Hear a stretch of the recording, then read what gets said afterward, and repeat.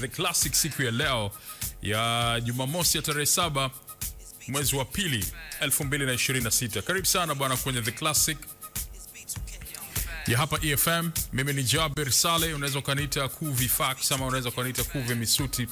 Niko hapa pia na ndugu yangu anaitwa RDJ Black, Mr.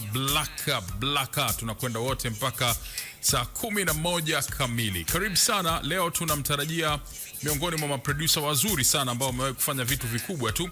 Anafahamika kwa jina la Shady Claver. Tutakuwa naye hapa muda si mrefu na walau tutashare naye stories 2-3 zinazomhusu yeye, muziki wake na namna ambavyo ameweza kufanya mambo mengi sana na yale ambayo mengine ameyafanikisha ambayo alimweka katika ramani nzuri ya muziki duniani. Au vipi bwana? Yes, kwa hiyo tutakwenda wote mpaka itakapotimia hiyo saa 11 jioni.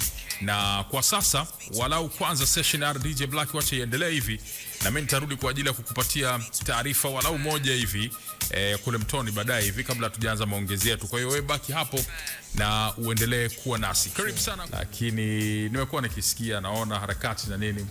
Au sio Yeah. Karibu sana bwana ndani ya The Classic. Shukrani sana. Au sio? Nashukuru sana. Sawa. Hivi okay. Shady, mimi nafahamu una kama miaka 20 na elekea 21 kwenye game, lakini wewe ndo una uhakika zaidi. Imetimia? Imetimia muda mrefu sana. Muda mrefu sana kwa sababu nilianza muda mrefu, nilianza kule Tabora. Ndio, story inaonyesha ulianzia Tabora. Mrefu sana, ilikuwa mwaka 2007 ndo nimeanza kujifunza production. Baada hapo 2000. Lakini ulianzia mdogo 2005 hivi. 2005 hivi 2004 hivyo niko shule. Lakini ile serious kabisa nimeanza kujifunza niko 2006 2007 pale kujifunza. Kwa baada ya pale 2009 tukahama kutoka kule Dar es Salaam, kuamini kutoka Tabora. Kuja huko ndo nikaanza sarakati zile, nikakutana na wasanii vile kina Nayo Mitego, kina PNC hivyo. Wakati nakumbuka wakati tupo wapi, tupo location tunashoot wimbo wa PNC na Nayo Mitego unaitwa Swaga tu. Wimbo wangu kwanza. Okay. Wakati tuko location tunashoot ndio tukakutana na Daina Nyange. Location pale tunashoot tukakutana. So ndo nikamwomba sister, kipindi pia alikuwa na wimbo wake fulani unaitwa Sio Mafungo ya Nyanya hivi. Nikamwambia sister, naomba tubadilishane namba nini na kama hivyo, karibu studio. Basi ndio wakaja, safari ikaanzia pale, tukatengeneza Nivute Kwako. Ndicho tulikuwa tunashoot ile ngoma ya Swaga tu. Hebu nipe hadithi za Tabora.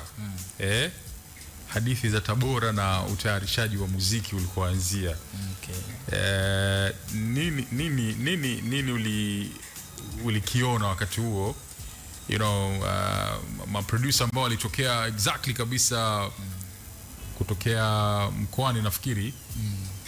Ni wewe, Touches.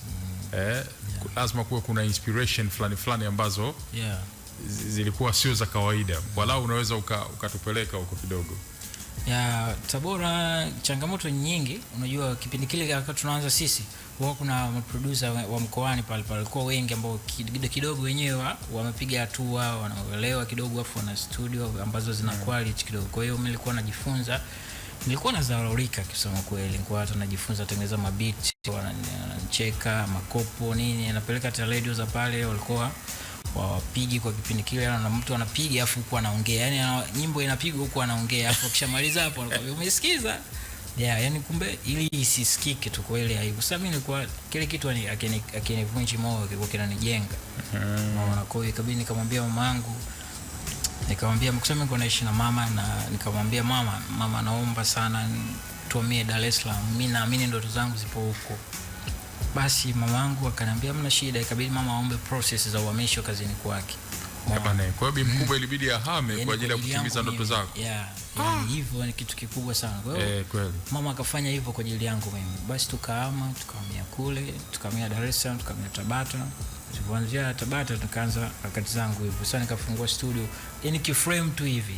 Frame tu niko pale nafanya sina hata studio, sina vifaa vya studio, yani ni local. Kwa hiyo basi nakumbuka nikakutana na PNC, msanii wa kwanza kukutana naye. PNC. Yeah. Bwana Pancras nikakutana naye mtu wa kwanza. Nikaja pia nikakutana na Nay wa Mitego. Hivyo Tabata huko panaitwa Liwiti huko. Muda mrefu sana 2010 sijui, muda mrefu sana.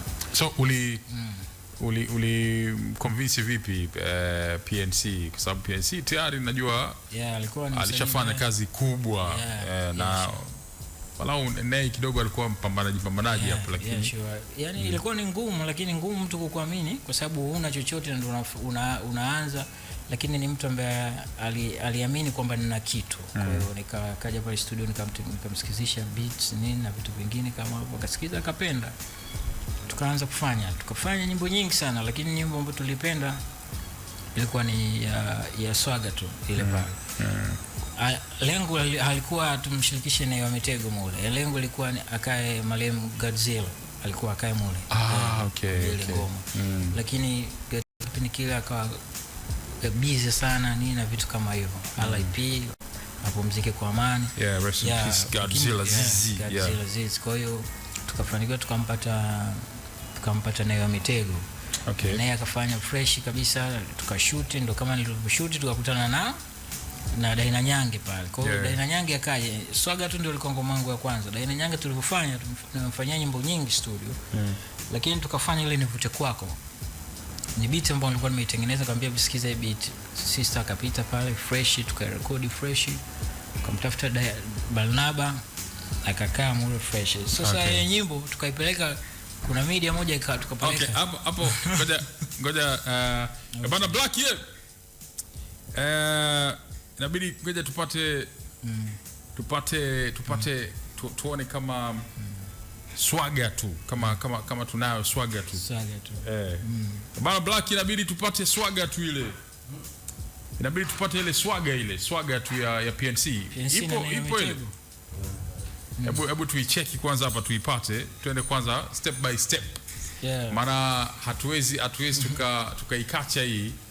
Kwa maana kwamba ilikuwa ni moja kati ya tracks ambazo ndio zimemtoa bwana Shady Clever. Inaitwa Swaga tu ya PNC na Nay wa Mitego.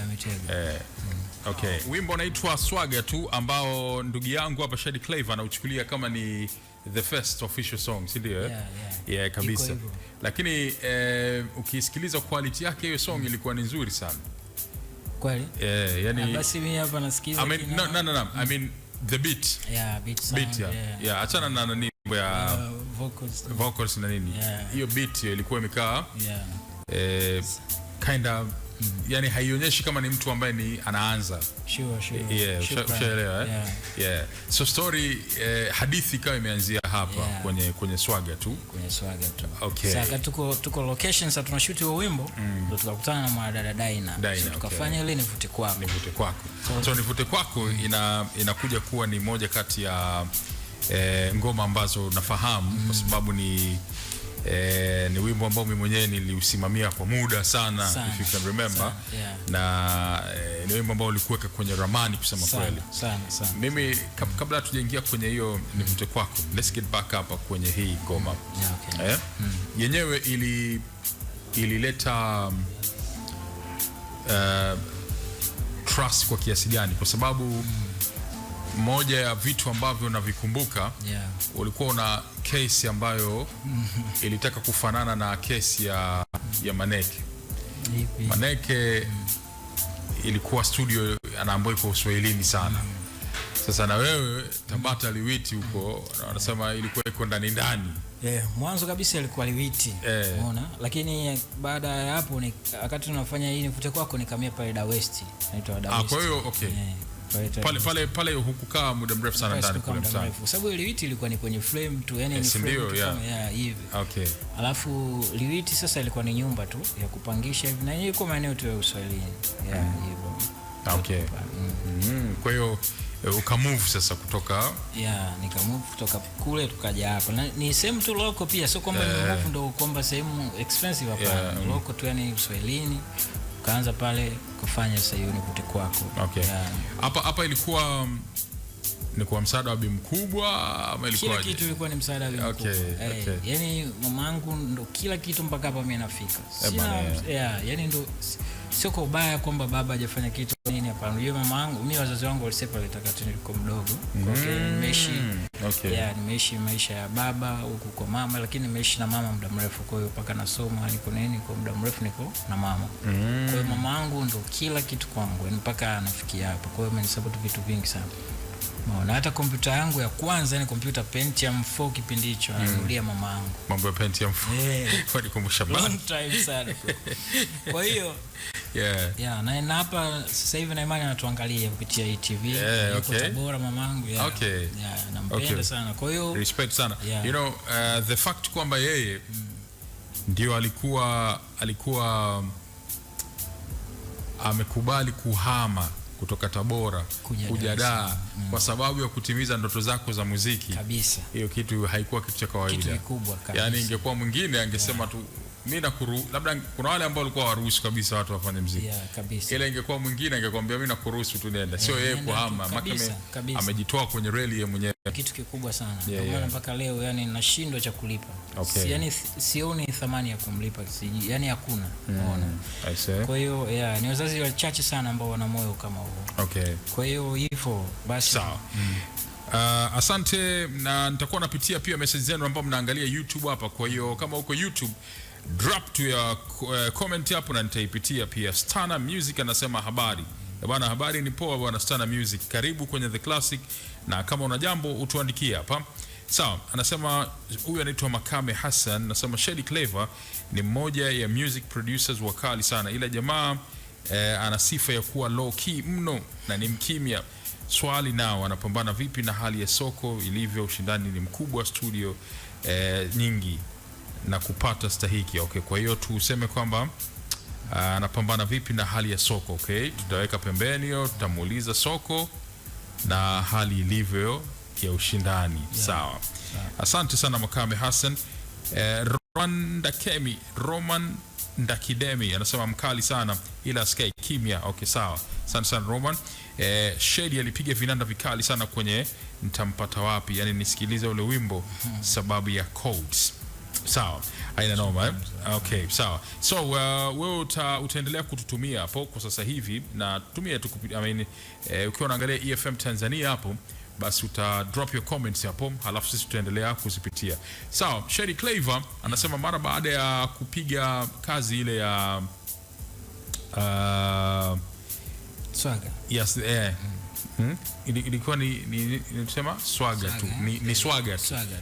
Inaitwa ni Swaga tu ambayo alikutana na mkali hapo Nay wa Mitego, ndipo ambapo sasa safari ikaendelea na ikaja ikatukuta kwamba tumeelekea kwa Daina sasa, si ndio? Ndio.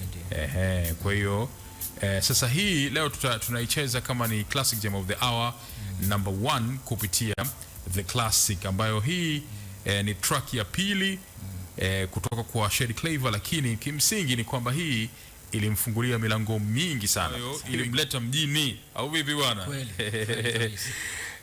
It was the song ambayo kusema kweli ilifanya vizuri sana. Mimi nilikuwa miongoni mwa best supporter wa hii song.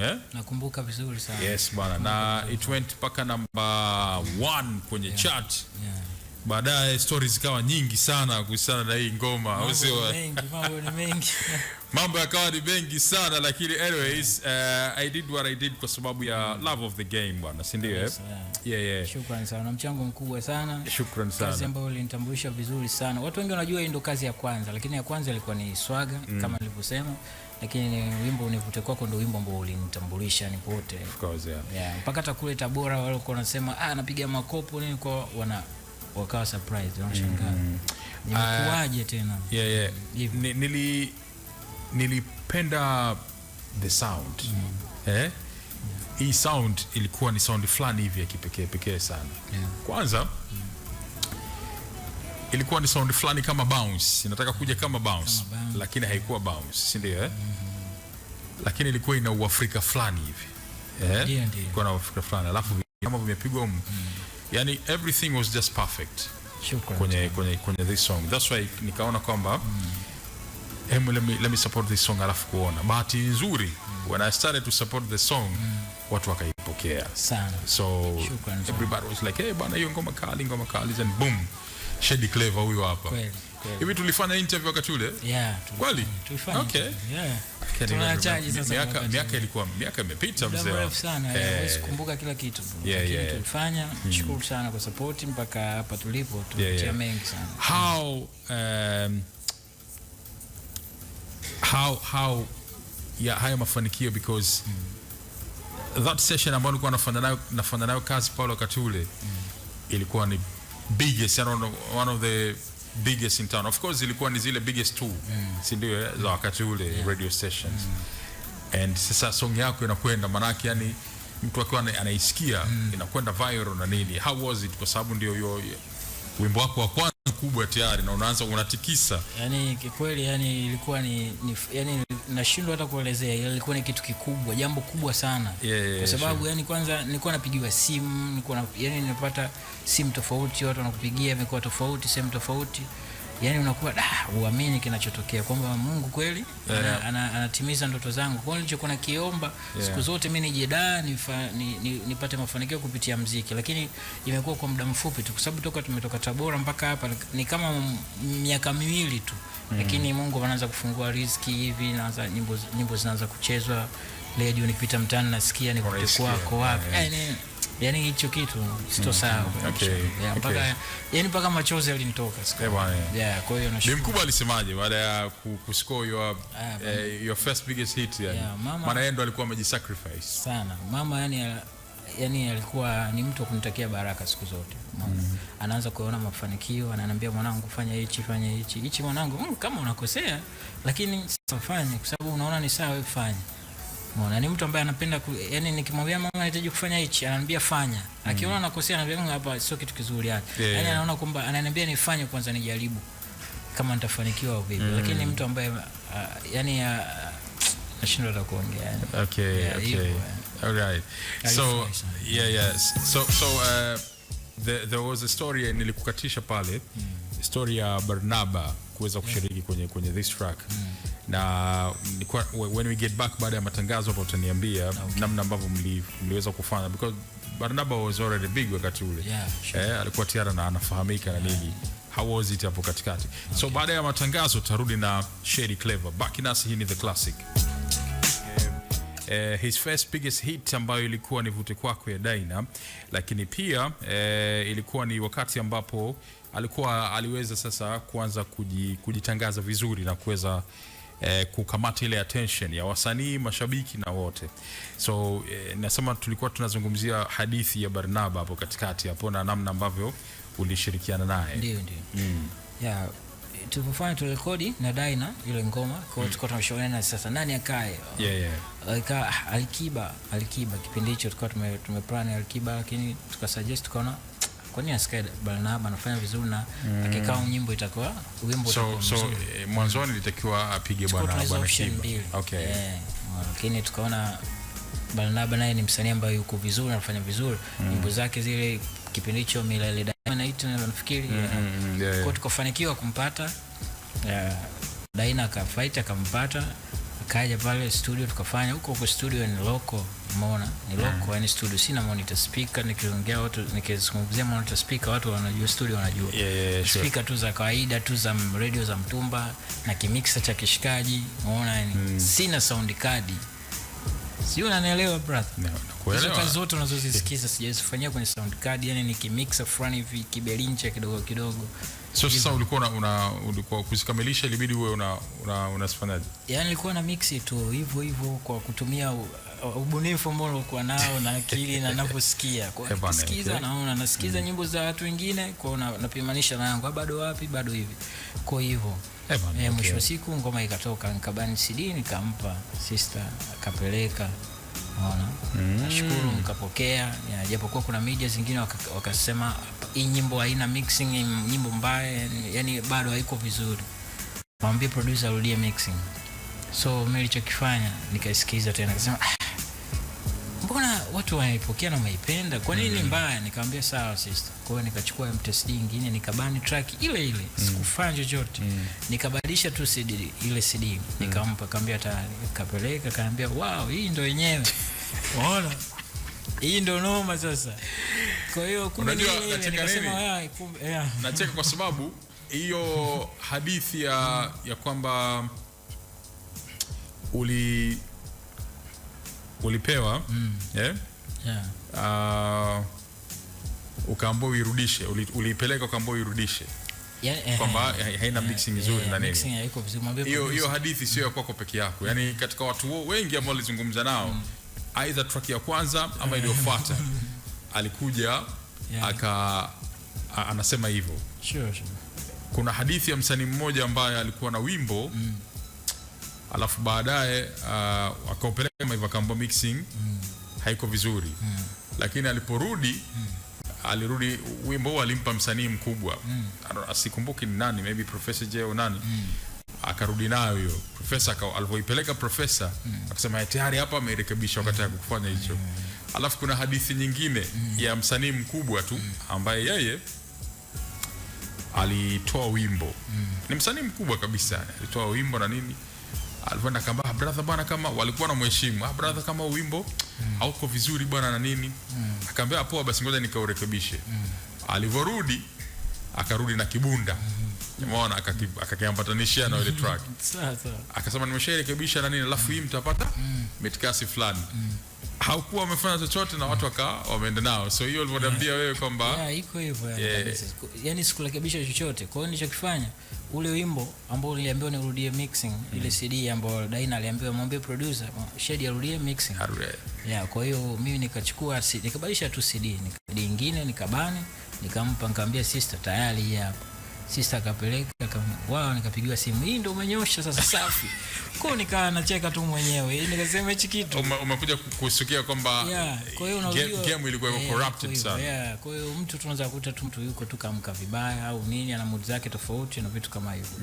Kwa hiyo hivyo hiyo ilikufundisha nini hasa, kwa sababu ulikuwa bado ni newcomer yani. Ilinifundisha kwamba nisikate tamaa na yani nisiwe nakubali vitu kiurahisi. Lakini ilikupotezea trust kwa baadhi ya watu. Bila shaka.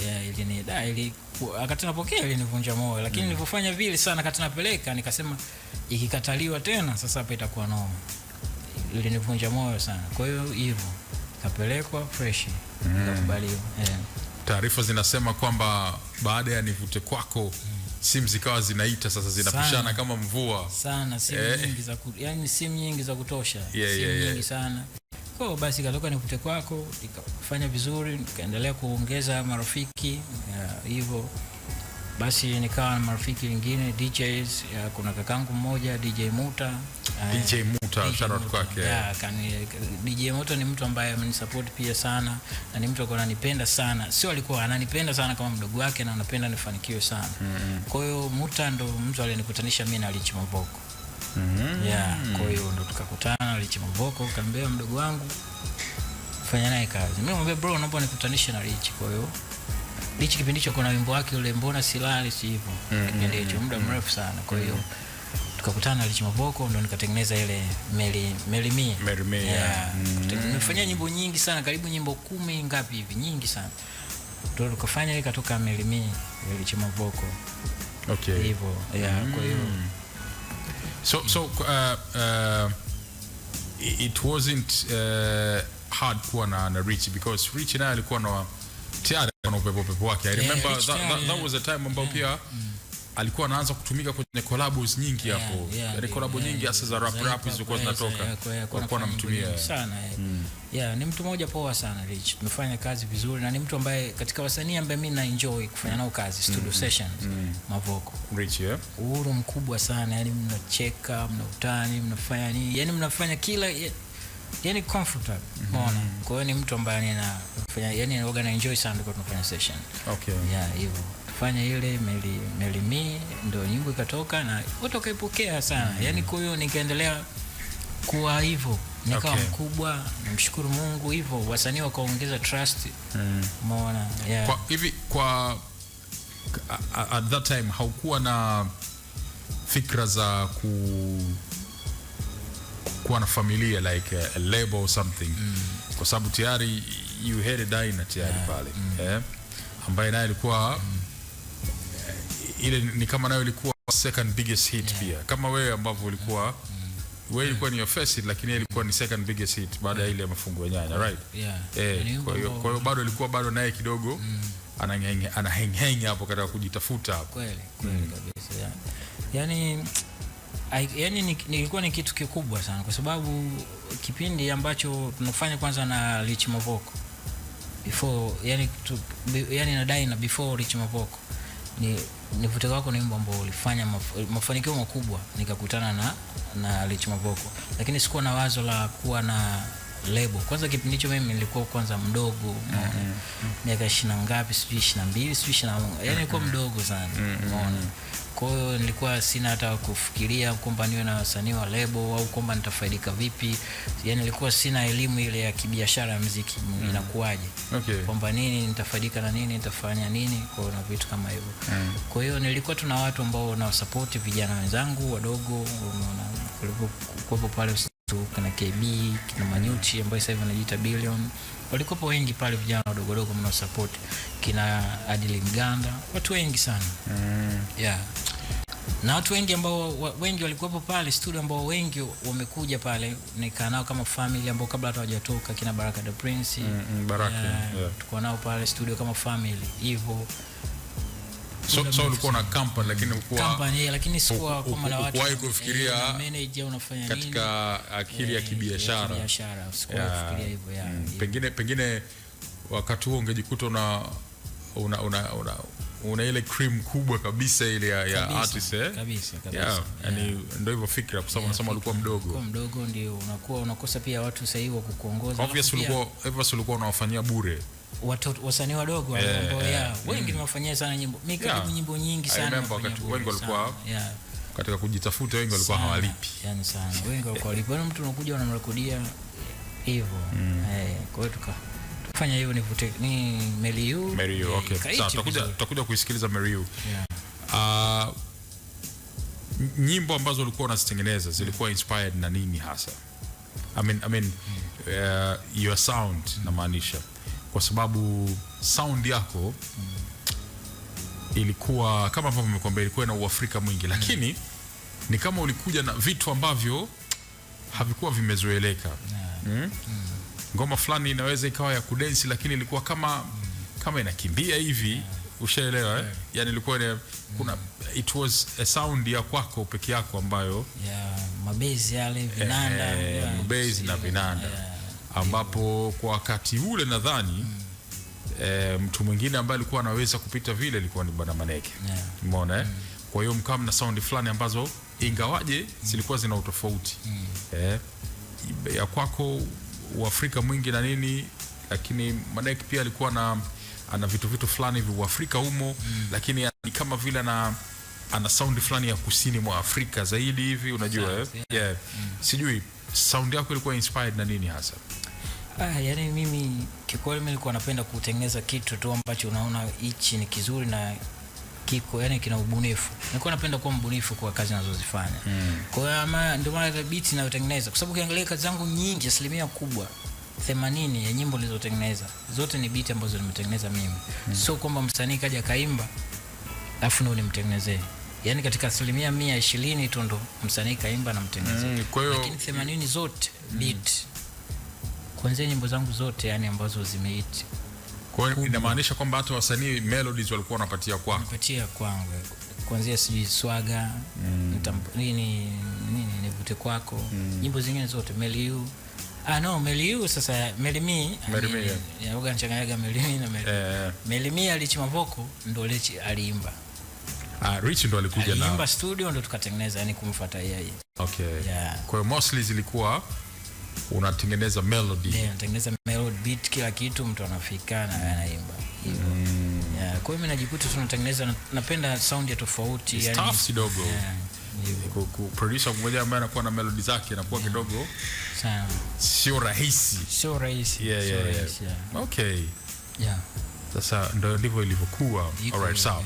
So ladies and gentlemen, wacha tusikilize Mary Me hapa ya kwake mkali Richie Mavoko, ambayo ndugu yetu hapa bwana Shady Clever ni miongoni mwa track zake nyingine sasa ambazo zilikuja zikafanya vizuri, ambayo ilikuwa ni track nyingine ambayo Shady Clever hapa alikuwa ameweza kuipiga na kusema kweli ikaendelea kukuweka kwenye ramani as one of the best producers, ndio ambao Bongo iko nao, na kimsingi sound yako hapa ndio ikawa inaendelea kusikika kabisa. Band Records tayari ndio ilikuwa hiyo. Band Records.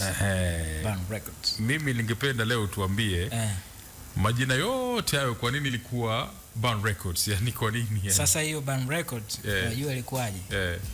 Tabora kule, ukiwa Tabora, ukiwa unatoka airport sehemu moja inaitwa kwa Mlema, Tabora pale mjini, niko njia panda hapa, njia panda ya kwenda Cheo na kwenda National, miti mitatu. Kwa hapa kuna frame pale nyingi. Kulikuwa kuna saluni pale. Nilikuwa nikitoka shule, nilikuwa na saluni pale, mamangu alinifungulia pale, ya saluni ya kiume. Kwa ile saluni tulikuwa tuna kinyozi pale yupo. Kwa hiyo nilikuwa nikitoka shule narudi pale na studio pale. Yaani na kompyuta, ambayo ile kompyuta mamangu alinunulia. Pentium 4 ile ni okay. Sasa nilikuwa pale na bani CD. Okay. Nilikuwa na bani CD, yani nilikuwa na bani CD. Umeona? Kwa hiyo mtu akija na mbania nyimbo hivyo. Okay. Nice. Kwa hiyo that's ndio jina la Band Records lilipotokea hapo. Tokea hapo. I say. Kwa toka anaita wewe mzee wa kubani, hebu bani mzee wa kubani hivyo. Unajua, I was asking myself kwa nini studio inaitwa Band Records. Nikawa nafikiria kwamba labda back in the days sasa nasema labda muziki wake labda uko hot sana kiasi ambacho unawaunguza watu.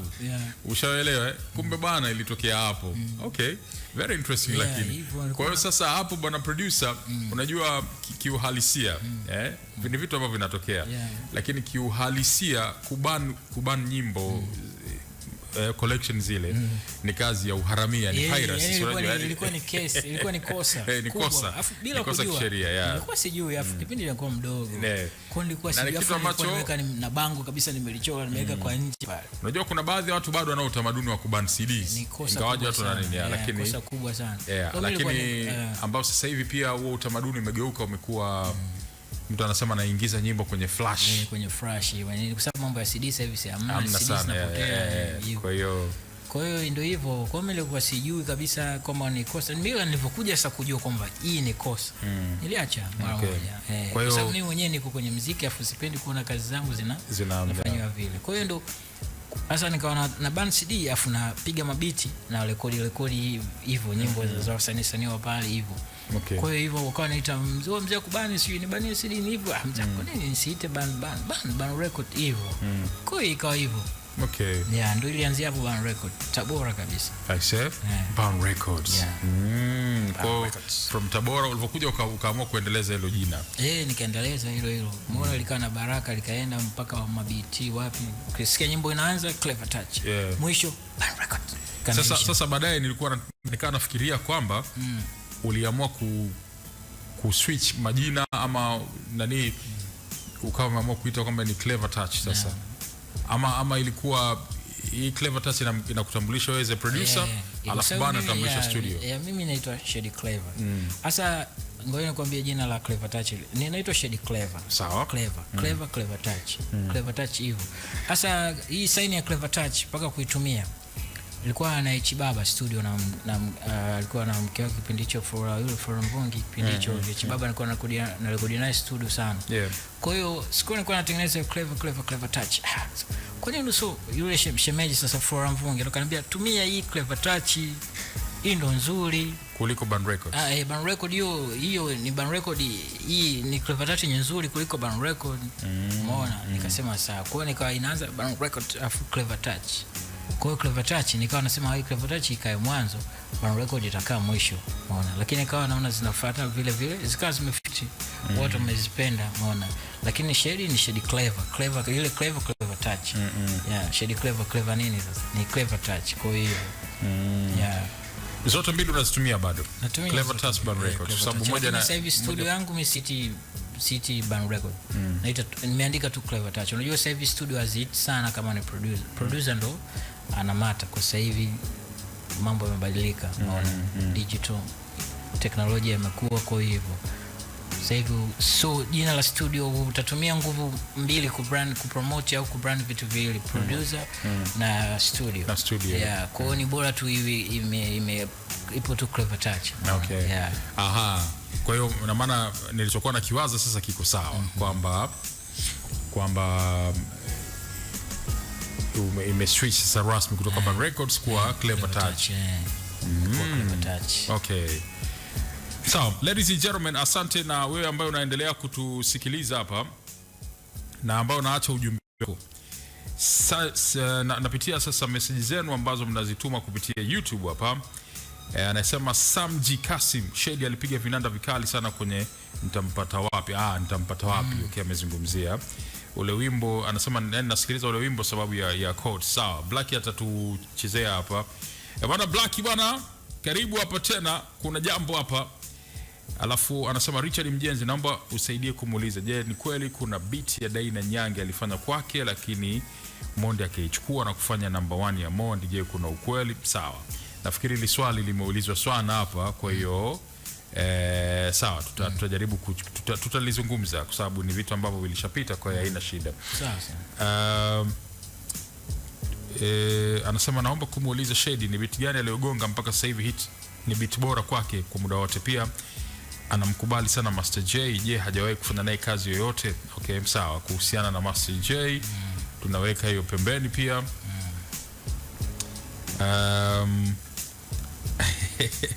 Sawa, hii itampata wapi? Itabidi tuipige lazima, kwa sababu kila mmoja anaizungumzia hapa kwa namna yake. Nasema mwanetu, ile ngoma ya nitampata wapi imenipa dem kwa vile vinanda, ila alhamdulillah Ijumaa juzi tushafunga ndoa. Oyo bana, umempa mtu mke mshikaji wangu, hajaelezea sasa umkasa.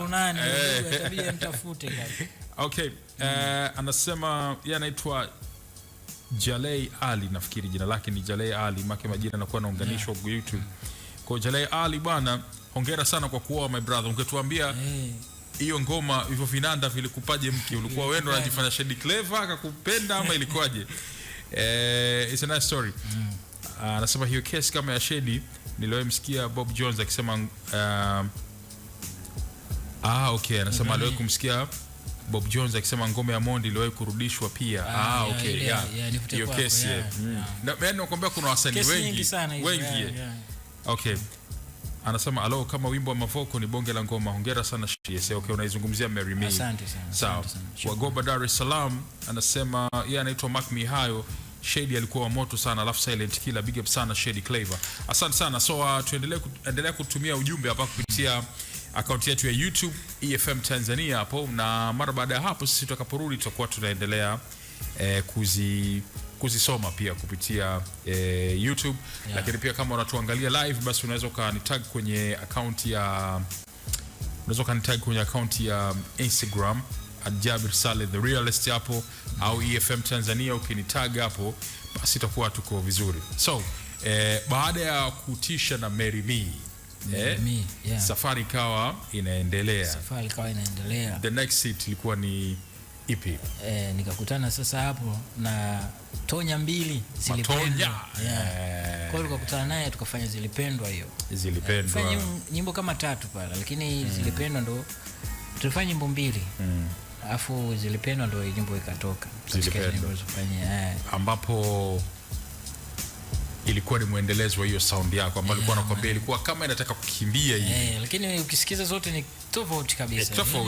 Sio kama zinafanana, tofauti kabisa. Na unajua huwa na nikikaa peke yangu nawaza vitu vingi sana about muziki wetu kwa sababu ya hii show ya The Classic. Kuna watu mlitengeneza kitu. Kwa mfano hapa tumemzungumzia Lil Jon pale, unakumbuka? Lil Jon alikuja na sound ile na nini, crank music aliweka na nini. So it was, kila mmoja anajua inaitwa crank. Kwa hata sasa hivi ni miaka mingi imepita, lakini tunaizungumzia kama crank music. Watu hawapigi tena zile, lakini imebaki pale crank music. Kuna wewe, halafu kuna Mason Selector. kuna sound fulani mlizileta ambazo hamkuzipa majina. Ni kweli. Nilimwambia siku moja Mason kwamba C9 na C9 Kanjenje. C9 sahihi kabisa. Sasa sijui unajutia hilo kidogo, kwa sababu if ungekuwa labda ungepata fikra ile sound ingebakia kwa jina lako na ingeenda kuishi kabisa. Umeona kabisa. Kwa hiyo I don't know, lakini sijui hivyo nadhani pia nadhani kuwaza vitu vingi kwamba nadhani hivyo, lakini tulikosea sana kukosa kuweka kwa sababu ni kitu ambacho kinaishi juu. Nitakupa mfano mmoja ambao unamheshimisha huyo mtu mpaka leo kimasiara masiara. Mr Nice na Kameta, si ndio? Walikuwa wanapiga zile nyimbo zao, si ndio? It was Mr Nice ndio alisema kwamba hii style yangu nitaita Takeo style. Umeona? So ikawa inajulikana Kameta anapiga Takeo. Mr Nice alikuwa ndio kama mfalme wa Takeo. Kweli kabisa. Mpaka leo hamna mtu ambaye anajulikana kwa Takeo zaidi ya Mr Nice. Na producer wake alipiga Nature pamoja ile nipi Takeo style ipi? Ni hakuna kulala sijui ni ipi? Kuna Takeo mmoja alipiga Nature. I think sijui ni ipi. So hakuna kulala ilikuwa, lakini kama ina Takeo ile Takeo style. Hivyo. So umeona sasa. Kwa hiyo pengine wewe and Mason Selector labda na C9 hizo na ni zenu. Mngeweza kuziwekea majina, mngekuwa mna kitu chenu ambacho kingeenda kuishi mazima kabisa. Leo tunazungumzia hizi tracks lakini hatuna jina kamili. Ili sasa liwe funzo yani kwa producers wengine kwamba usijione mshamba kabisa, au watu wakakuona make. Unajua katika harakati zetu, unajua sisi wote nadhani tangu tunakotoka huko bwana Shedi, kuna yale maneno kwamba huyu naye anajifanyaga yuko unique sana, anajifanyaga na akili nyingi, au unajua maneno ya aina hiyo kwenye ushindani. Kumbe ndio vitu ambavyo baadaye tunakuja kuvihitaji kama hivi kwamba yani sasa ingehitajika sound, unajua Kwa hiyo nadhani kwamba hata my brother kuna mmoja Dupi bwana Dupi bwana DJ Black Dupi yuko zake Mbagusti huko Mbagala. Alikuwa anapiga mishindo fulani hivi ni kama trap, ni kama crunk, lakini ya kwake ilikuwa iko peke yake. Sawa. Umeona? Sasa imagine yani Dupi angetafuta hata jina angeizita Mbagala Sound wherever potelea mbali, but now unajua ingekuwa tayari kwa sababu it was sound ya kipekee kabisa. So nafikiri tuendelee tu kuheshimu kazi za watu pia. Zitabaki tu hivyo kama ni clever touches. Basi. Sure kabisa. So baada ya hii unajua sipati picha. Unajua Matonya was big man. Sure kabisa. Yani tukizungumza katika top 20 wasanii waliowahi kuitikisa Tanzania, Matonya yupo, yani wasanii ambao wameitikisa kabisa. So sijui ilikuwaje mpaka mkakutana na Tonya Boy wakati huo wa moto sana. Kweli. Matonya bana. Mimi nilitafuta namba yake, nikampigia, nikamwalika studio, nikamwambia brother, kuna 1 2 3 nahitaji tufanye sessions. Na kitu ambacho kabisa nakiona tukifanya kitafika mbali. Bakusita akaniambia poa mdogo wangu, wapi location, sehemu fulani, poa siku fulani nakuja. Basi akanipigia siku hiyo, akaja ilikuwa mida ya saa 1 hivi, saa 2 hivi usiku akaja studio pale Matonya, tukafanya ile zilipendwa. So hakusumbua yani hatukusumbua kabisa. Kufanya na ni wimbo ambao ni wimbo ambao aliandikia pale tu, stay kaisha tukamaliza. Faster tu. So hapo ilikuwa na tayari imekupa sasa taswira. Kama amenipa taswira kwa bwana hapa nilipo hapa sio mchezo. Hivyo. Kwa hiyo namshukuru Mungu kwa kweli. Kaendelea kupokelewa. Nyimbo ambayo ilifuata hapo sasa ilikuwa ni ya Pasha na Tundamani amekuwa. Ilikuwa ni nyimbo ambayo mtoto amekuwa. Nyimbo pia ambayo ilifanya vizuri sana, ilipendwa sana hasa mikoani huko, yani watu ndio nyimbo yao wanaipenda. Wengine yani wanajua ile, wanafahamu kupitia nyimbo ile. Nyimbo zingine hawazijui, wanajua ile. Kweli? Kabisa. Kwa mikoani au kwa huko mikoani wanaipenda sana. Nini kilikuwa the message ama kwa mikoani? Message hata sielewi ni nini, ila nimepigiwa sana simu na watu wa mikoani, sijui Mwanza, Geita, sijui kama wapi, wanapenda hiyo nyimbo. Of course, kwa message ilikuwa ni ngoma nyingine ambayo kwa hiyo ilikuwa ni wimbo wa pili tukafanya pale, ikatoka tukaja tukafanya pia Msambinungwa ya Tundamani. Let's have kidogo tujikumbushe ya mtoto amekuwa, kwa sababu hapa ameitaja kwamba ni mmoja kati ya biggest hits ambazo amezifanya. Nzuri sana, wapenda sana. Ni nyimbo chache sana unajua za Bongo Flava ambazo zina maudhui tofauti na mapenzi sana. Alafu ikawa ya kuelimisha vile vile, kwa hiyo inatia moyo pia. Kabisa. So ladies and gentlemen, tuko na the one and only hapa Mr. Shady Claver, miongoni mwa producers ambao walifanya vizuri kusema kweli. Na leo tunaiangalia heshima yake na kile ambacho amekipitia. Sasa hivi inabidi tucheze Classic Gem of the Hour number 2, na hapa sasa tutacheza probably the biggest song ambayo mwenyewe ameproduce. Atatuambia kama ni hii ni biggest one ama kuna nyingine zaidi ya hii, lakini kimsingi ni wimbo ambao uliandika historia mpya kwenye sanaa ya Tanzania kwa ujumla. Alright, wimbo wa Diamond Platnumz ambao unaitwa Number One. Sasa huu kuna remix version na kuna original version. Sasa mimi naomba nicheze OG. Najua wengi mnataka kusikia remix, lakini hatuwezi kuachana na ile ya kwanza kwa sababu yenyewe ndio ilianza kutengeneza history, nyingine zikafuata. So hii inaitwa Number One ya Diamond Platnumz, mikono ya mkali Shady Claver. Eva, ambayo umewahi kuitengeneza ama unaizungumziaje? Of course the biggest hit kabisa. Ile alipingiki nafanya nyimbo nyingi, lakini Number One wimbo ambao ulitupeleka international kwa kweli, yani Tanzania on the map. Kabisa. Ndio wimbo kwanza tuliurekodi, yani katika mazingira ambayo magumu, pia muda mrefu sana. Tulitumia karibu mwaka mzima kurekodi wimbo. Acha bwana. Mwaka mzima. Mko mnakutana leo, mnarekodi kivesi, na yeye anachukua anaenda kusikiza bana, mzee bize akija kesho kuta mnarekebisha verse ile. Anaondoka.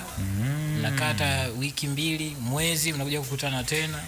Mnakuja hichi, mnarekebisha kile mlichokifanya. Kwa hiyo tulitumia muda mrefu sana kurekodi. Hiyo ni kutokana na ratiba yake ilipokuwa ama ratiba yake nadhani, na pia kwa sababu muda pia alikuwa anaupata. Nadhani pia kwa ajili ya kuhakikisha anafanya kitu kizuri sana, kwa sababu hata sessions zake zote tulikuwa tunafanya hivyo, tunatumia muda mrefu sana. Kwa hiyo muda alikuwa anaupata, tukikutana studio tunachukua karibu masaa 6-7, lakini tumefanya kitu hicho kimoja tu kidogo hivyo. Mnakisikiza, mnarudia, hapana, hivyo mnarudia tena, anaondoka, kija tena baada ya siku ngapi hivyo. Kwa hiyo imechukua mwaka mzima mpaka ile nyimbo inakuja kutoka. Na mpaka ile nyimbo inashutiwa, anashuti, alikuwa South Africa anashuti, mimi niko huko na mix. So alienda kushuti kama na demo. Yani anaenda yani ikimix wanasikiza kwa bado kuna kitu hakiko sawa, anaulishiwa hichi, bado kuna kitu bado hakiko sawa, anaulishiwa. Alikuwa naulishiwa hivyo, yani kuna kitu hakiko sawa, kuna nini hivyo. Kwanza kulikuwa kuna zile saxophone ambazo tulikuwa tunapiga zile. Kwanza alikuwa sema itabidi tupeleke MJ Record tukapige kule kwa Makochari, sijui kwa hivyo. Alikuwa anataka zenyewe, sio za computer. Basi sawa, nikamwambia haina shida, basi tubebe project iende kule. Sawa, basi akagairisha, akaniambia basi wewe mzee atakuja hapo hapo, mzee tutakuja kupigia hapo hapo. Basi akaja hapa. Zile zimepigwa na ule mzee nani? Mzee sio anaitwa nani mzee? Jina limetoka hapa. Ni studio amefanya pia na mzee na Mwana FA. Si ndio mtaalamu au sio yule? Kuna wako wawili tofauti. Kuna mzee Mafumo na mzee mwingine anaitwa yule mmoja mzee Mafumo, mwingine kuna mwingine mmoja vile mzee nimemsahau jina lake sio. Hivyo kwa tukafanya hizi ina mada hizi zilipigwa zilipigwa live. Vipande vilivyopigwa mpaka kutoa kuona kile cha pale mbele, vipande hivi vingi, yani kikuonesha project jinsi ilivyo. yani ni vipande unaweza kuona kama ni uchafu, lakini kila kitu kimefahamu, kina maana na of course ukisikiliza number 1 ina vitu vingi sana, yani, lakini kama ulivyosema it was perfect. Yeah, kwa hiyo tulitumia muda mrefu sana. Nyimbo ambayo tulirekodi tuko pale Tabata Da West. Yeah. Kwa Da West pale Da Wenga tulikuwa tunapaita hapo. Okay. Tunafanya hapo usharini tu kwa tunafanya pale. Kwa hiyo tumerekodi hiyo number 1 mpaka inakuja kutoka. Muda mrefu sana wimbo umetoka ukatutambulisha zaidi sasa. Kwa sababu tayari mimi nilikuwa nafahamika ya Sherry Crave, watu wananifahamu kwa kazi zilizopita. Diamond pia wanamfahamu kwa kazi zake, lakini tukakutana ile chemistry. Mungu akajalia ile nyimbo ikawa kubwa. International. Nje ya mipaka, BT, matuzo wapi. Tuzo nyingi. Kwa hiyo hivyo namshukuru Mungu mpaka leo. Sure. The remix. The remix. Ulikuwa unafahamu zile process zote za kila kitu. Kila kitu. Nili katikati hapa niliona interviews nyingi sana.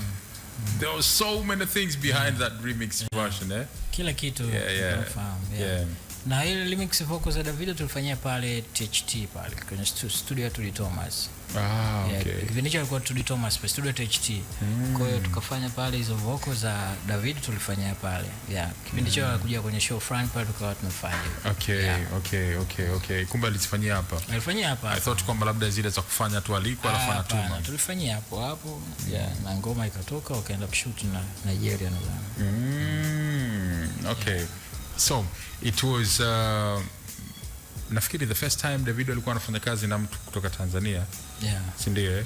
And kama ambavyo nilikwambia your beats zilikuwa ziniza tofauti. Hazikuwa zimezoeleka tu kwetu, hazikuwa zimezoeleka, lakini siwezi kukuambia kwa wenzake ilikuwaje, si ndio?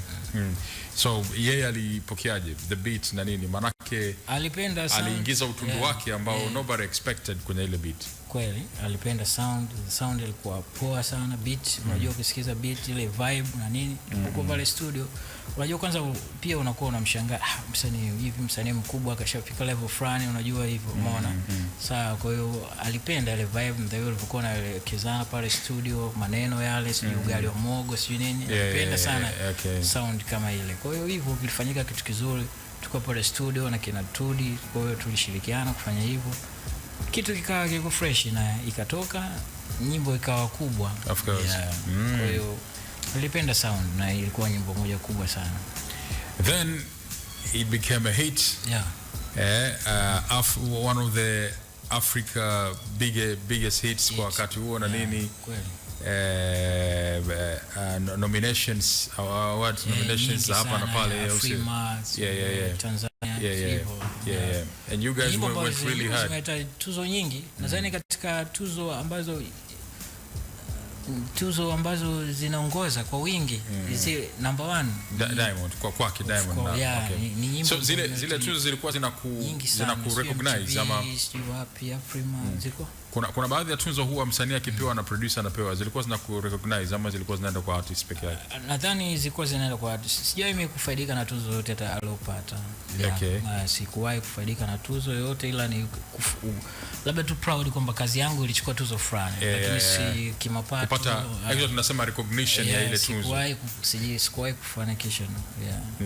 Umezungumzia kwanza tuzo hata kuziona sijawahi kuziona, haikuzishika hivi sijawahi. Sure. Sijai. What do you mean? Nini kilitokea hapo? No, si ni maisha tu yani ya kawaida, ni kwamba sio unajua ile ni mtu mwenyewe tu aamue kukupa bana cha kwetu hichi. Hiki ya hivyo, lakini hivyo ni mtu ambaye nimefurahi tulizipata na tuzo ambazo zikawa ziko fresh. Kazi zimefanya vizuri, kazi zimepokea tuzo nyingi lakini ninachosema ni kweli, sikuwahi kuziona tuzo hata kuzishika. Sikuwahi zaidi ya tuzo za Tanzania ambapo ni moja nilipokea. Nilikuwa kumbini ndio nilipokea kipindi hicho basi. Kwa hizo zingine zote sikuwahi kuona. Nilikuwa naona tu hivi na kuongera ya mwanangu fresh hivyo. Lakini so mlikuwa mna contact kwamba bana I won bana we won. Tuko poa sana. Lakini hivyo kwamba maybe some it was that time about tayari sasa movements zimekuwa nyingi, sio? Kukutana hivyo movements ni nyingi. Kuna maisha mengine lazima yaendelee. Hivyo. So ukiachana na that huo kubwa na nini huu kubwa pia uileta wars. Kulikuwa kuna vita hapo, zilijitokeza hapo vita nyingi sana. And there was a story kwamba beat ulishampa msanii ulianza naye Daina kwa kupiga naye nivute kwako. So ni kama kulikuwa kuna complaint sasa upande wa dada kwamba it was my beat na nini, na stories zinasema walisikilizishana wao wenyewe, alafu mmoja akaona ngoja mimi nirudi kwa producer bwana, I need this beat na nini. What was the truth hapo? Leo unaongea ukweli kabisa, ambao ukweli pengine sikuwahi kuongea sehemu yote. Ukweli ni kwamba ule wimbo, ile beat ya number 1 ni wimbo ambao alikuwa nimetengenezea Daina Nyange. Nakubali kabisa, nakiri mbele za Mungu. Asante sana kwa kusema kweli. Daina Nyange. Na Daina wimbo wake ulikuwa unaitwa Naumia. Kuna wimbo fulani aliimbia mule kabisa. Akaniambia hii nyimbo tena nimechanganya. Kwenye hii nyimbo ndio kwa nataka amshirikishe Alikiba sasa. Kwenye hiyo nyimbo sio nivute kwako. Umeona? Sasa Alikiba ikawa ngumu pia kupatikana. Umeona, mambo ni mengi. Akasema mimi nimshirikishe Diamond. Akaenda akampa Diamond ile nyimbo. So she gave the beat. Nilimpa wimbo kabisa, tumerekodi demo studio kabisa. Yaani ulikuwa tayari ushafanyika. Kwa kulikuwa kuna kipande chake. Kumpa Diamond bana, si akapiga simu.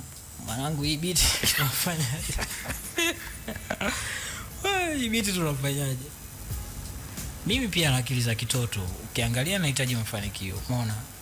Nikamwambia let's do this my brother. Akaja studio pale tukafanya. Sasa nafsi inanisuta, naambiaje? Hapo Shady Flavor anakiri kuwa alicheza foul kabisa. Alicheza foul kwa Daina Nyange, na anyways najua Daina atakuwa ataona tu, lakini Shady anasema anakiri kwamba alicheza foul, na anasema ilikuwa ni akili fulani za utoto, si ndio? Kwa hiyo sasa ukasema ukamwambia Diamond bwana, let's do this bwana. Then sasa unasema Roy ilikuwa inakuuma about Daina kwamba unatumia beat. Tumeishi naye pale sister, ni namchukulia dada yangu kabisa, yani afu Roy inaniuma sana hichi kitu. Sasa natamani nimwambie, yani ndo yakawa makavu. Sasa mbaya zaidi kwenye interview nikawa naulizwa, mimi nakataa kila kitu. Umeona sasa, lakini ulikuwa unakataa, lakini ulikuwa una feel pain kwamba umemsaliti ama umemfanyia visivyo. Nilikuwa feel sana hicho kitu. Lakini mwisho siku nikawa nasema mimi hapa ninachoangalia ni mafanikio, ni kwenda mbali. Sasa dada yangu Daina sinaweza nikamfanyia tu ngoma nyingine tu kali na akaimba naye. Ngoja tu afanye, umeona? Kwa sababu Diamond tayari ni msanii kashafika level fulani, kwa hiyo tunaweza kufanya kitu. You never know, kikaenda mbali zaidi. Ndio ulivyo, kwa sababu mimi waga naaminigi ndoto zangu. Sasa ngoja nikuulize kitu kimoja. Kikawaida, kisheria wanasema kwamba beat inabaki kuwa ni mali ya producer. Nini kilikuwa kinakuumiza? Alikuwa amelipa ama ilikuwa didi? Au kwa sababu tulikuwa tayari ushamkabidhi? Yani upendo, tuna ubinadamu na hali ya jinsi ilivyo. Umeona kiubinadamu. Tunajua mimi ni mtu fulani ambaye waga na imani na huruma sana. Yani huruma hii waga ninayo sana. Hata kwenye maisha tu ya kawaida. Lakini tukiangalia kiuhalisia, ni kwa sababu labda ulikuwa shamba, kiuhalisia bado beat ilikuwa ni mali yako na ongeza kutumia wote. Ongeza kutumia wote sana. Sema kwa sababu I can understand kwamba ile pain ya wakati ule. Sasa niko naweza, yani kama nimemgeuka. Sasa mimi sio kama ndo nimemgeuka. Sasa yeye ndo kageukwa na Diamond. Umeona? Wamegeukana. Kwa sasa kiliniumiza sana kile kitendo. Umeona? Kiliniumiza, nikasema sasa ndafanyaje? Nikamwambia Diamond tufanye. Karibu studio tufanye. Sababu naulizana mimi nitamwambiaje yule, nikamwambia tunauliza sasa itakuwaje? Nikamwambia wewe niachie bibi tufanye. Tumefanya ngoma imetoka. Yani siku inakuja kutoka. Artist alikuwa hajui chochote. Huyu anazingua kila siku, kesho. Mimi najua kumbe hadi studio tushakutana na tushaanza kurekodi. Umeona? Niko na Omedimpo studio. Anakuja kuniambia, Diamond ile nyimbo umeandika, ile nyimbo beat umempa, bonge la nyimbo lile. Sasa ndio pale kumpa beat tu alikuwa anaandikia. Umeona, kuna session studio na Omedimpo na msanii wangu fulani anaitwa Dochi. kipindi hicho. Kwa hiyo akawa ananiambia Diamond ile ngoma ile beat imempa kali, ambao ndo namba 1 anaandikia. Kwa hiyo tukawa tumeanza sasa, Daina ananiambia Diamond yuko busy, next time tuangalie project zingine. Nikamwambia usijali, sawa. Wakati huo ndo nikapiga mabiti mengine makali, kampa dada, hebu andikia hapa tuangalie vitu vingine. Sasa ile kama moyo tu ile kumpoza. Basi tukatengeneza, kuna nyingine inaitwa Nataka Nini, nzuri sana, afu ni nyimbo ambayo naipenda sana, kuifanyaga promotion mpaka leo. Ni nyimbo nzuri sana. Inaitwa Nataka Nini. Kuna nyingine leo alimba na Mr. Bro. Hivyo. Kwa basi tukafanya ile namba 1 ikatoka. Sasa siku inatoka, yani ilikuwa noma sana. Ndo nakuja kusikia Shedi. Kwa hiyo ilikuwa noma sana. Kwa nilijisikia vibaya sana, lakini nilichogundua kwamba mimi nilikuwa natafuta mafanikio, ninawajalishi njia gani nitapita, lakini yule dada yangu nilimkosea, sikumkosea yake ni kazi, kwa sababu ile ni beat, ni mali yangu, naweza nikampa mtu yoyote. Hata sasa hivi ile beat nikamua aimbia hata wewe, umeona? Yeah, sure, yeah. Kwa hiyo nilimtafuta sio muda mrefu sana, kama miaka 2 imepita, nilimtafuta nikamwambia sister, I'm sorry, I was wrong. Ulisafisha njia tunasema. I'm sorry, I was wrong. Nilikuwa akili pia za kitoto, mambo mengine kama hivyo, tusameane, maisha mengine yaendelee. Kwa hiyo akasema it's okay, hamna shida. So wenyewe wanasema kila kitu kinatokea kwa sababu. Kila kitu. Kwa hiyo pengine okay, Daina pengine angeitumia kusingekuwa na number 1 nyingine tena, na pengine tuliyashuhudia kwa Diamond. Now we have this big Diamond. Ngine, kwa hiyo kila kitu kinatokea kwa sababu. Mimi waga na minigi, kama nilivyokuambia hapo. Yaani moyo wangu kiniambia kuna kitu fulani kifanye, kitakuwa hivi. Yaani kuna mwamko huo unakuwa nao. Kwa ndo maana nikasukuma sana kufanya ile kitu na kikaa hivyo kikubwa. Kwa hiyo mara nyingi inatokeaga hivyo tu katika kazi zangu zote, hata kwenye maisha ya kawaida. All right? Yeah. All right. I say, sawa bwana. The story about number 1, najua watu wengi sana kwenye swali lao leo. Okay. Watu walikuwa wanataka kusikia hicho. Kwa sababu leo umekiri, wamesikia kile ambacho walikuwa wanataka kusikia. Unasemaje Blay? Najua watu walikuwa wanataka kusikia hicho, kwa sababu leo umekiri, basi hicho ndicho ambacho walikuwa wanataka kusikia. So that's a story about number 1 ya Diamond na story ya Daina na nini. Anyways, ni jambo ambalo limeshapita, na nilikuwa ni miongoni mwa the biggest hit kabisa ambazo Shady Clever ameweza kuzifanya. Na najua you never expected kwamba ingekuwa big.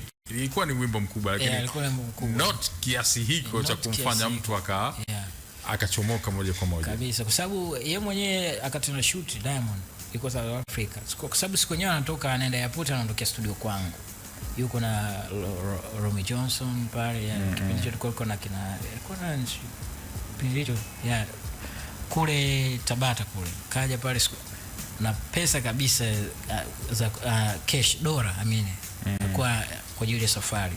Muda ule anaondoka, naelekea hapo, anambia unaona hizi mwanangu, hizi naenda kuzichoma kwenye chupa hizi, tunaenda kubeti chorus ya kizungu number 1.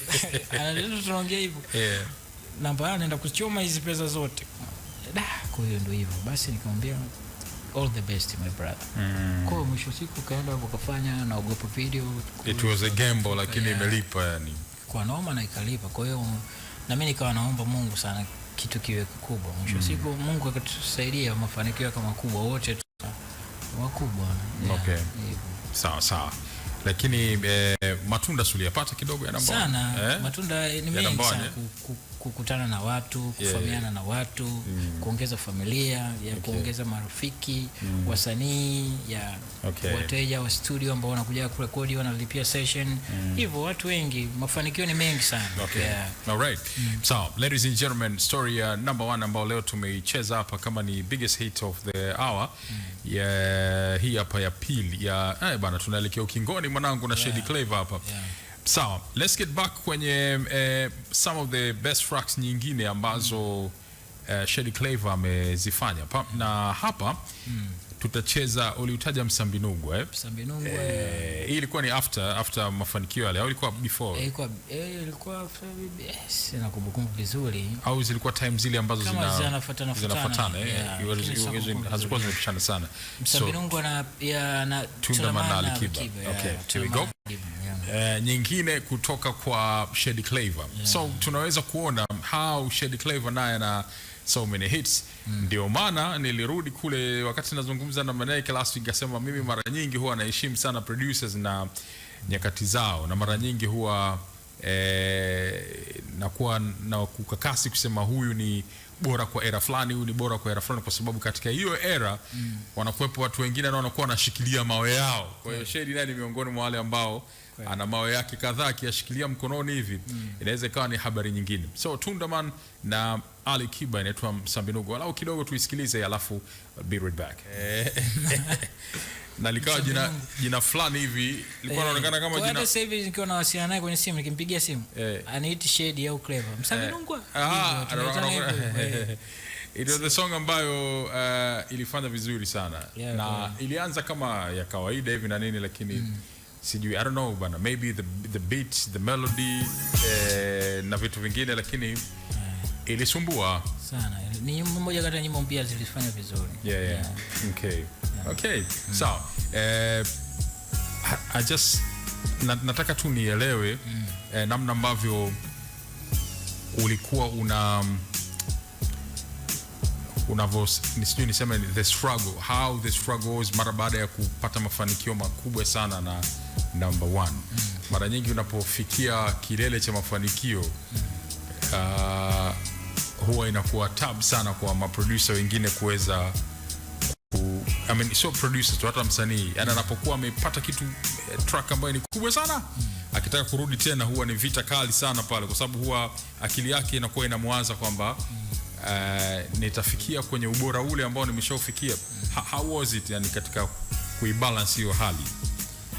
Hiyo hali kikweli ipo na ni changamoto, kwa sababu unakuwa unatengeneza nyimbo nyingi ambazo hit song imefanya vizuri, alafu ukakaa muda mrefu kutengeneza tena hit song, inakuwa hivyo. Lakini ni kitu ambacho rahisi tu, unaona, kwa sababu kwa mtu kama una madini kichwani, Mungu amekujalia, kila kitu ni rahisi tu. Kwa sababu mimi nyimbo nilizotengeneza ni nyimbo ambazo ukisikiliza pia zina uwezo wa kuishi muda mrefu, umeona, kama hivyo ukiangalia Nivuti Kwako ni nyimbo mpaka leo inaishi. Nitampata wapi, sijui, nyimbo number 1 ni nyimbo ambazo zinaishi, umeona. Tofauti na muziki ulivyo sasa hivi, umeona. Sasa hivi ukitengeneza nyimbo inatoka leo, kesho imepotea, kesho kutwa imepotea. Nyimbo zinakuwa hazina ubunifu, hazina creativity zote ambazo zinafanyika katika production. Kwa hiyo changamoto ipo kwenye ku-maintain status, lakini huwezi kukaa tu namba moja kila siku, umeona. Ndio maana kulikuwa kuna maproducer wengi, walikuwa kina P-Funk, kina Master J, lakini sasa hivi wapo wana mambo mengine, wakaja kuachia kina Makochali, kina nani, tukaja sisi, umeona. Sasa hivi tunaona kuna producer wengine ambao wapo new generation, wanafanya vizuri. Kwa hiyo hivyo, huwezi kuwa siku zote wewe tu au hivyo, lazima maisha yawe hivyo. Lakini muziki nafanya sasa hivi na studio tayari nimeshafungua tayari, iko fresh, na project naanza na lengo ambalo mimi wananchi au Tanzania wanadai ni kumtoa tu msanii mpya, kwa sababu mimi kila kitu nishafanya. Wasanii wote wakubwa unaowajua nishafanya nao kazi Tanzania. Kwa hiyo sina kitu ambacho yani ambacho kinadaiwa zaidi ya Tanzania wanadai kumtoa msanii mpya. Na huyo msanii mpya ndo nipo katika hizo harakati kwa sasa hivi. Kwa hiyo watu wategemee tu kumpokea huyo msanii mpya kutoka kwangu, awe wa kike awe wa kiume, lakini ni msanii mpya. Watu wanadai kwamba msanii wa Shady aliyemtengeneza. Achana kina Daina, kina nani, wote niliwakuta tayari wameshaanza safari zao za muziki. Kwa hiyo hicho tu ndo tunachodaiwa. Kuna watu wategemee tu kumpokea msanii mpya na support. Sawa. Black, kuna wimbo hapo watu wali request sana bwana, na jamaa mmoja anasema yuko Pemba ule, Jaila Ali anasema yuko Pemba, kumbe familia bwana. Kwa hiyo nitampata wapi? Nitampata wapi? Inabidi sasa tuucheze hapa, na kwako msikilizaji na unaitutazama hapa, inabidi Shady atarudi tena for part 2 kama ilivyokuwa kwa Maneke tu. Shady naye ana vitu vingi sana wakati ninapitia hapa. Okay, so Jalei Ali anasema yeye yuko Pemba kaka. Asante sana Jalei Ali bwana. Umetisha sana, salimia sana Pemba bwana. Silva Lyrics anasema kutoka Bamia Chamazi. Uko kwa Maalim Nashi huko. Nisalimie huko bwana. Silva 98 anasema ukweli wa moyo. Alipiga na Tonya 2 na Newa Mitego, Shebi Love ilikuwa beat ya kinyama sana. Respect Shady. Shukrani. Okay. Ayubu Mtauni anasema kumbe Merimia Mavoko katengeneza yeye. Ndio hivyo bwana, anasema salute kwake. Asante sana. Asante sana Ayubu. Sawa. Ipo duniani wewe na Mondi, lakini unaupenda na Mondi. Wimbo unaupenda. Ni wimbo tu mnaona ni wimbo ulitoboa wa kawaida kwangu, lakini ni mtampata wapi na upenda sana. Na kuna wimbo mmoja wa Nuru the Right anaitwa dada Nuru the Light unaitwa Subiri Usilale na wenyewe ni wimbo ambao naupenda. Mimi napenda sana nyimbo za ICC hiyo. Okay. So tutakapopiga part 2 bwana nani hapa tutaigusia hiyo Nuru the Light Usilale. Sawa, shout out to Nuru bwana, my sister, huyu mtu mzuri sana huyu bwana. Okay. Sawa, nitampata wapi?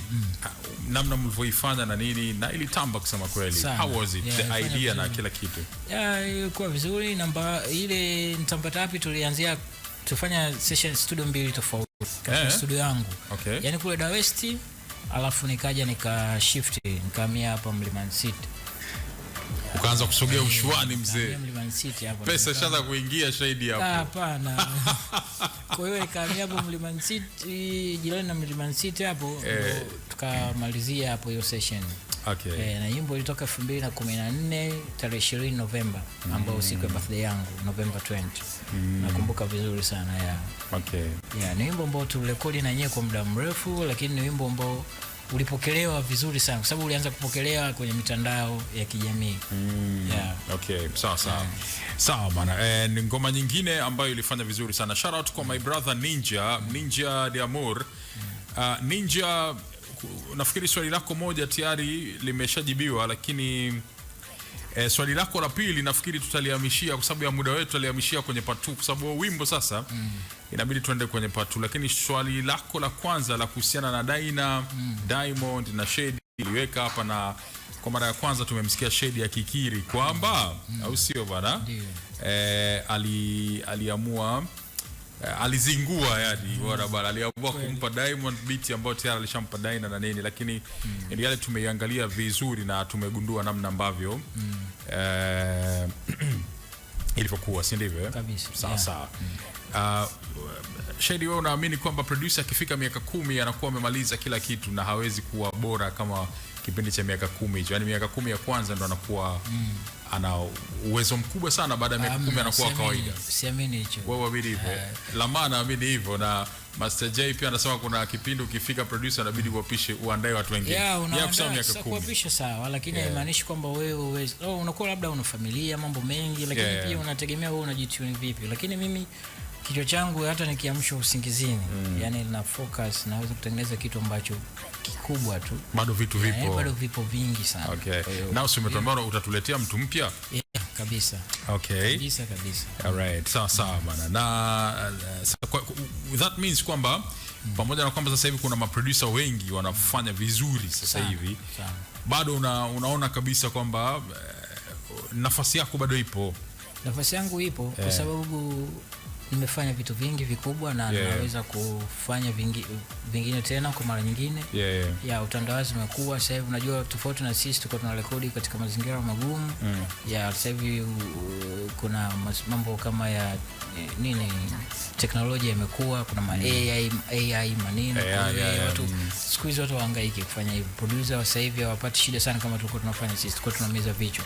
Kwa ukiangalia wengi sasa hivi wanafanya mapiano manini, kwa ni nyimbo ambazo ukiangalia wewe mwenyewe tunajua nyimbo ambazo sio kwamba zinadumu kwa muda mrefu. Kwa nafasi ipo, kwa na kitu kinachodaiwa mimi ni kumpata tu msanii mpya. Ni muache msanii mpya, basi hilo deni ndo nitakuwa ambalo ndo nataka kulifanyia kazi. Ndio. Sawa. Bana, Black Ye, baridi lilikuwa jingi sana, sasa tunamaliza, si ndio? Tunamaliza sasa hizi bwana, inabidi tumweke mtu kati hapa, Shady Clever sasa hizi. Dakika 5 za mwisho, time yetu ya mida ya lawama. Shady hapa alikuwa ananiambia kwamba alikuwa anawaangalia wenzie kwenye mida. Ina maana leo inamaanisha kwamba atakuwa amejipanga vizuri. Shady, tuna dakika 5 tu hapa, mimi usinimalizie kabisa muda wangu. Mimi nikikuuliza wewe nijibu. Hamna shida. Na remember tunahitaji part 2 au sio bana? You got so many hits hatujazigusia hapa. Kwa hiyo tutarudi for part 2. Ngoja tuone kama next week mgeni ambaye tumepanga naye next week anani tutapiga next week, lakini kama si hivyo basi after next week. Kwa hiyo ngoja tuone, lakini next week nafikiri probably tunaweza tukaipiga part 2, right? Okay. All right. Shady Clavor, karibu sana kwenye mida ya lawama sasa. Na utachagua moja kati ya mbili ambazo nakutajia hapa. Sawa bana? Okay. All right, Shady Clavor, number 1, Tudi Thomas au Marco Charlie? Marco Charlie, asante sana. Number 2, Tudi Thomas ama Shady Clavor? Shady Clavor. Sawa, let's go. Shady Clavor au Maneke? Shady Clavor au Maneke? Sasa hapo sasa si Shady Clavor. Maneke atakuwa anakuona. Okay, sawa. Shady Clavor ama Liza Classic? Shady Clavor. Shady Clavor. All right. Liza Classic ama Tudi Thomas? Tudi Thomas. Tudi Thomas. Mr. T Touches ama Liza Classic? Away. Liza Classic. Liza Classic. Okay. Bisman ama Enrico? Bisman. Bisman. Bisman ama Said Komorian? Komorian, eh? Okay. Sawa. Ali Kiba ama Q Chila?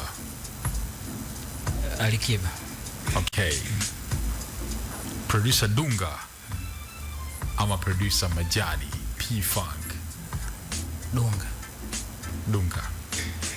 Interesting. Mika Mwamba au DJ Bonnie Love?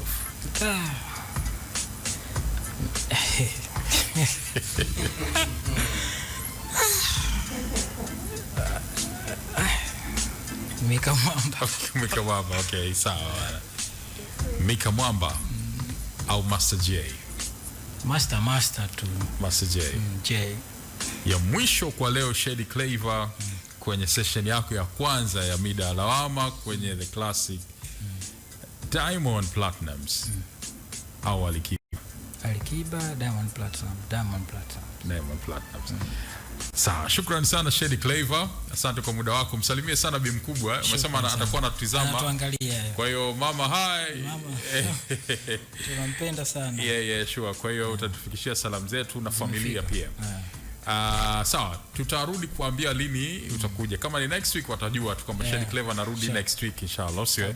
Lakini thanks for your time. Na next week sasa sehemu moja wapo ambayo tutaanza ni hii kazi hapa ya Diamond Platnumz na Neo. Tutaiongelea hii kwenye. Kwa hiyo kama unataka kusikiliza part 2, manaki kuna kazi ya Diamond Platnumz na Neo. Asante sana DJ Blacky. Jiandae kusikiliza ngoma reggae. Namuona hapa ndugu yangu DK in the mix yuko ready kwa ajili ya ngoma reggae. Basi sisi tunakimbia kwa leo.